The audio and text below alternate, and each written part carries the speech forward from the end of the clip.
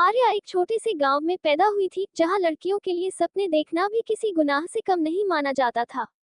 उसके पिता खेतों में मजदूरी करते थे और मां अक्सर बीमार रहती थी। बचपन से ही घर की जिम्मेदारियां और गरीबी ने उसके कंधों पर ऐसा बोझ डाल दिया था कि एक पल के लिए भी वह अपने आप को बच्ची महसूस नहीं कर पाती थी।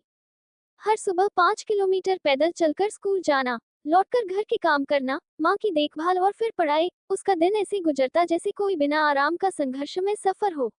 लेकिन इन सब के बीच एक सपना आर्या के दिल में जोरों से धड़कता था, पुलिस बनने का। उसे वर्दी में खड़े होकर लोगों की रक्षा करने का सपना रातों को जगाए रखता था। गांव वाले अक्सर कहते, लड़की होकर पुलिस, ये काम तुम्हारे बस का नहीं।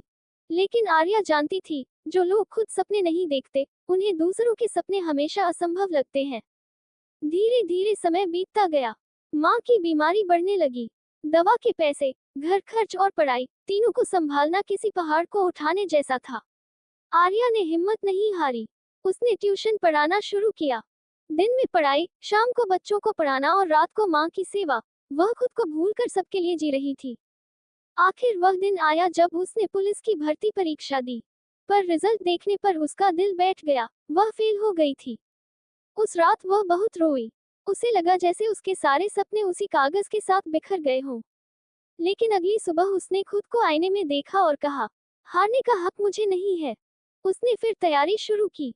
रातों की नींद, दिनों की थकान, किसी से शिकायत किए बिना वह आगे बढ़ती रही। दूसरी बार लिखित परीक्षा पास हुई, लेकिन शारीरिक परीक्षा में मामूली कमी रह गई। दुनिया जैसे एक बार फिर उसके खिलाफ हो गई। इसके बाद आर्या ने अपनी पूरी शक्ति लगा दी। उसने खुद को बदल डाला। सुबह की दौड़, कठिन एक्सरसाइज, खेतों में पिता की मदद करते हुए अतिरिक्त वर्कआउट। वह हर दिन अपने सपने के एक कदम करीब पहुंच रही थी। तीसरी बार जब परीक्षा हुई, इस बार आर्या ने न केवल लिखित बल्कि शारीरिक परीक्षा भी शानदार तरीके से पास कर ली। जब उसके हाथ में ज्वाइनिंग लेटर आया, उसके आंसू खुद ब खुद बह निकले। उसने वर्दी में खुद को दर्पण में देखा और महसूस किया कि यह सिर्फ कपड़ा नहीं, उसके संघर्षों का गर्व था। ट्रेनिंग शुरू हुई। परेड में जलती धूप, कड़ा अनुशासन, मानसिक दबाव। कई बार उसके पैरों में छाले पड़ जाते, कई बार थकान से शरीर कांपता, लेकिन आर्या रुकती नहीं थी। कुछ साथी कहते, गांव की लड़की है, ज्यादा दिन नहीं टिकेगी। लेकिन वही लड़की ट्रेनिंग खत्म होने तक बैच की सबसे मजबूत कैडेट बन गई। पहली पोस्टिंग एक ऐसे इलाके में मिली जहां अपराध बहुत था। महिलाओं पर अत्याचार, गरीबी, डर और अन्याय। लेकिन आर्या ने हर केस को अपने दिल से हल किया। लोग उस पर भरोसा करने लगे। महिलाएं उसके पास आकर कहती, मैडम, आप तो हमारी हिम्मत हैं।